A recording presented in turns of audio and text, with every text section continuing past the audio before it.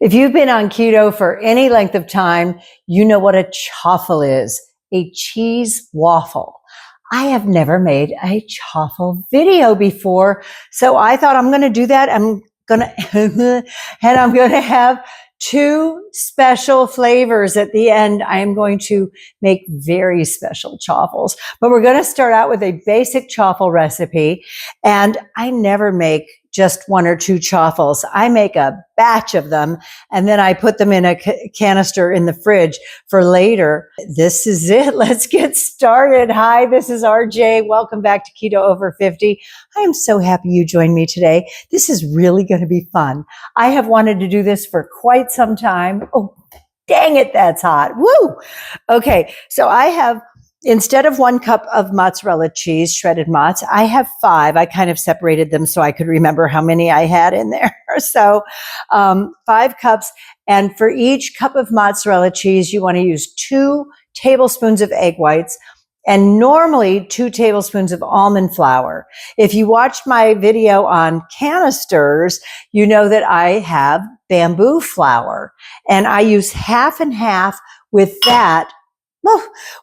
In my, and I mixed them here. I used 6 tablespoons of almond flour and 4 tablespoons of bamboo flour. I don't know why. I was just feeling contrary. So these are the flours going in here. And then for every chaffle, you use every 2 chaffles, you use a half teaspoon of xanthan gum. And so I am using 1.5 teaspoons in this because that would just to be about half for 2, and maybe a little less than half for the last one. I don't know. When we get into math, things get tough. Hey, so if you saw my canister video, you'll see I labeled all my canisters on the top, and this one has ZG on it for xanthan gum.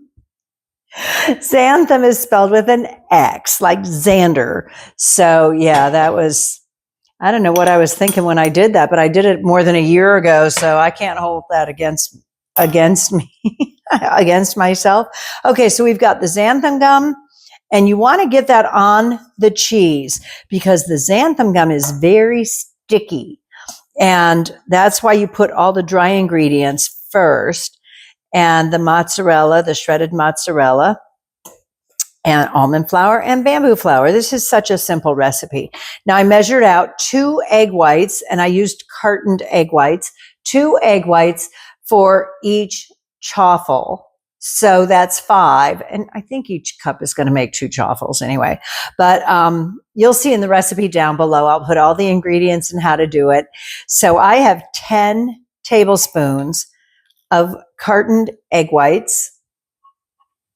And that's it. And you just want to mix these up and get them going. And I think the bamboo flour, I keep using it. I think it really adds to the crispiness. And I know the xanthan gum adds to the crispiness too.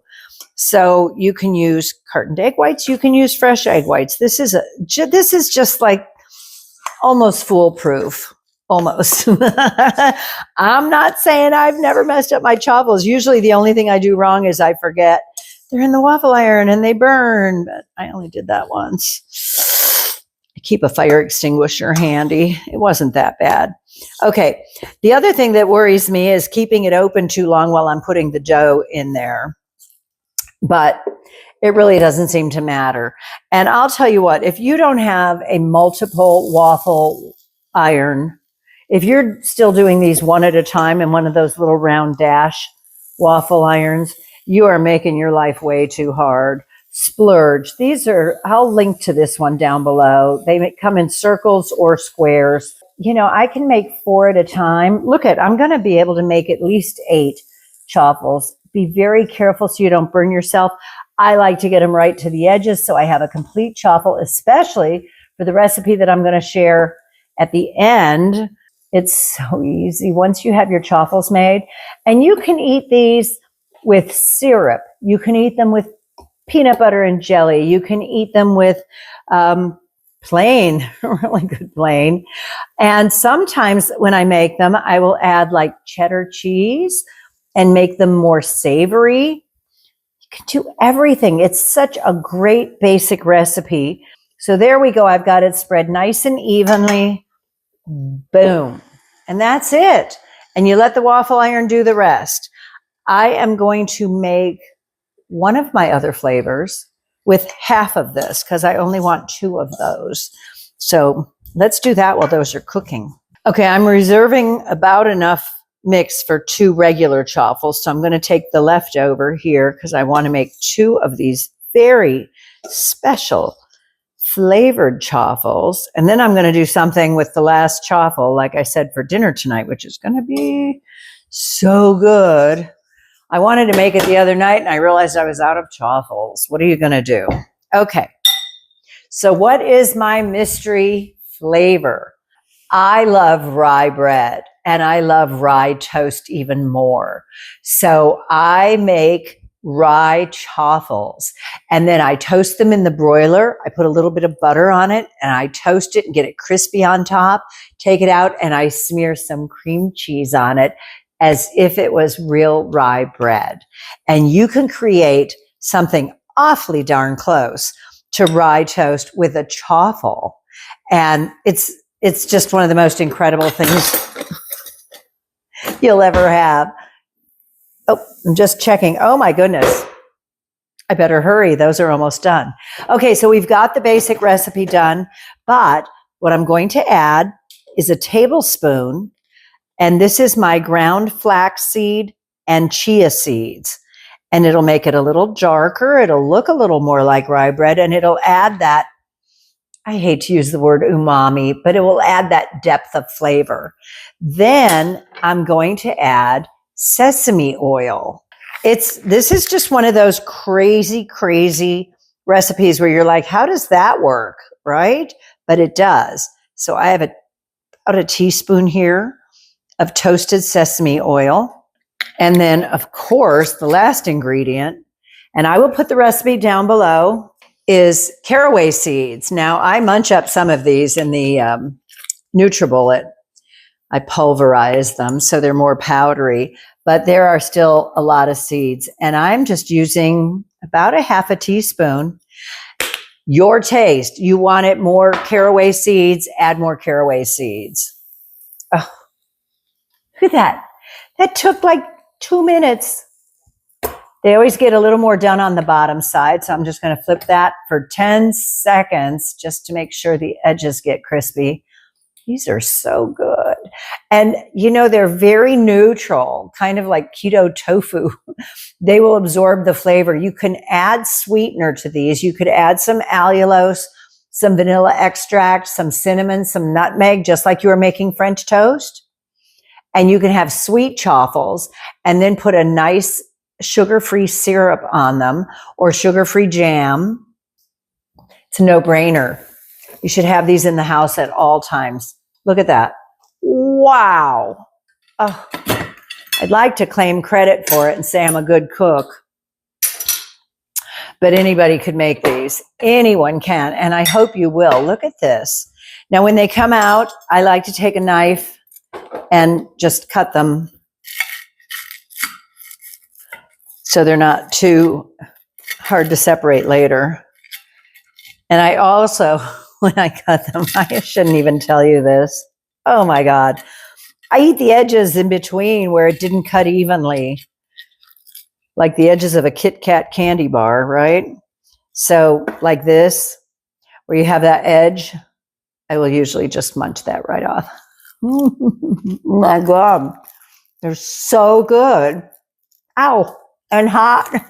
Yikes. Okay, that would be a good one to eat the edges on. Maybe when the cameras stop rolling. This is just a no-brainer. Okay, so let's do this with the rye bread. You're not even going to believe this. I hope you try this. If you love rye bread, you know, it'd be great for a corned beef sandwich or pastrami, or like I said, even just a piece of toast. And I want to mix it really well so that the caraway seeds and the toasted sesame oil go everywhere. And now we get to the rye chaffles. I'm so excited to show you this. You can see the oil welling up. You don't need to grease the waffle iron at all because there's so much oil and fat in the cheese, which is what makes it so good. Now, I'm off my game today. I thought this was going to make 2 rye chaffles, but look at this. You can tell already it is going to make at least 3. Put this in here. You really want to be careful when you're working around the waffle iron. If you don't pay attention, it's really easy to bump your precious, delicate little hand into the hot part. We don't want that for you at all. Okay, let's see how this is going. Okay. Whoo! Let's take a peek. Oh, and see if I can flip these. Ah, they're a little wetter still. I think the sesame oil, the toasted sesame oil, made them just a little wetter. So if you do that, you could always add a little more almond flour. I didn't think it was significant enough to do that, but if it bothers you, you could do that. Oh, look at those. They're just gorgeous. They're perfect. They are a little darker because of the flaxseed and especially because of the chia seed. They're not burned. They're just wonderful. And I really love, I keep them separate. I don't put them in because that's very strong flavors. So I don't put them in with the other chaffles. The plain ones, you are able to change these any way you want. Like I said, you can make them sweet. You can make them savory. You can also make them an entree for dinner. And I'm going to show you how to do that right now. If you're enjoying the content, please give it a thumbs up, a like, and also subscribe. It really helps my channel. Only about half of my viewers are subscribed. And so I really would love your support. It really helps me. Thank you so much for joining me today. Now, here's what I'm going to do with a plain chaffle, kind of plain. Okay. Wait, I have to taste the rye. I have to grab an edge off it. I don't know how that works. Toasted sesame oil and caraway seeds. If you haven't tried this yet, promise me you'll try it and then comment down below. Okay, so here we are. I don't feel like cooking tonight. Oh, so I'm going to make a pizza chaffle. Doesn't that sound good? I'm going to get a little spatula instead of a spoon. And I have some of our favorite Rayo's pizza sauce. And this is only 3 carbs per quarter cup. Stick with me because you're not going to believe how easy this is. And you know, I have made these before where I use goat cheese. And that's why I love keto. We get to have so many things that other dieters don't get to enjoy. And in the ultimate act of redundancy, I'm going to put some mozzarella cheese on there because you have to have melted mozzarella on pizza, right? So I'm just going to use a little bit because the whole thing is made of mozzarella, but I want it to be ooey gooey on top. And the other mozzarella is now crispy, crunchy. Wait until you see how easy this is. Okay, if I wasn't filming, I would put twice the mozzarella on that. I don't know why suddenly I'm behaving. And the wonderful Parmigiano Reggiano, which this cheese just wins when it comes to flavor. It's so good. Now you could put sliced black olives on here or cooked Italian sausage, sweet or hot. Giddy up, right? I happen to have some turkey pepperoni, which I prefer because it's just crispier than regular pepperoni when it cooks like this. Oh, there's a guy trying to escape. Okay, so now you can't put a lot on. And I am going to cook this in the air fryer. Now, the funny thing is, the air fryer may very well blow these little pieces of pepperoni around, as has happened in the past. So I'm just going to throw them on there, a few pieces. I have fun cooking. I hope you're having fun with me. If you're enjoying the content, please hit the subscribe button and give the video a thumbs up. Okay, now this is just way too easy. Just be really careful when you go to take it out. I am just setting my pizza chaffle in my air fryer basket, in my wonderful Fabuletta air fryer. You need one with a big square basket like this. I'm only putting it at 375 for 5 minutes to start. I can always do more, but I think that's about all it takes. And I will have a wonderful pizza chaffle for dinner in 5 minutes. That's why I love to make chaffles up ahead of time. And you can have them for breakfast, lunch, or dinner if you eat that many meals in a day. Look at that. They're just crispy and wonderful, and you can eat the edges off. Oh my God, I'm hungry. Wow, that only took about 3 minutes. I was thinking that's probably because the chaffle wasn't cold. I wasn't taking it out of the refrigerator. And as you can see, the little pepperoni went flying. They're very lightweight, the turkey pepperoni. So we have these. That one guy stuck on there, and you just want to be really careful lifting it out of the air fryer. How wonderful. Okay, and I'm just going to cut it fancy diagonally. So I have 2 pizza slices, right? Okay, and I'm going to put the pepperoni back on. I'm going to replace this. So it's wonderful. Keto pizza chaffles. This is one of my very favorite go-tos when I'm just too tired to cook. I feel like something Italian. The chew on this it's not a real pizza, but it's so good. It's as close as we can get. And it's not a lot of carbs. The Rayo's sauce, the mozzarella, the Parmesan, and the turkey pepperoni. And again, you can use regular pepperoni. My favorite is cooked Italian sausage.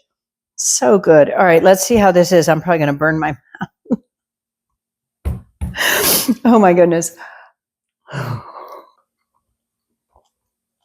It's got all the flavors you want in a pizza, except the Italian sausage, which I love.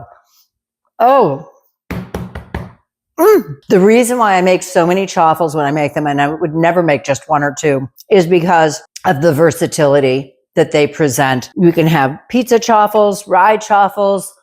Look at these, they're cooling. I took them out of the bag because they were still sweating. So I have rye chaffles. I have regular chaffles.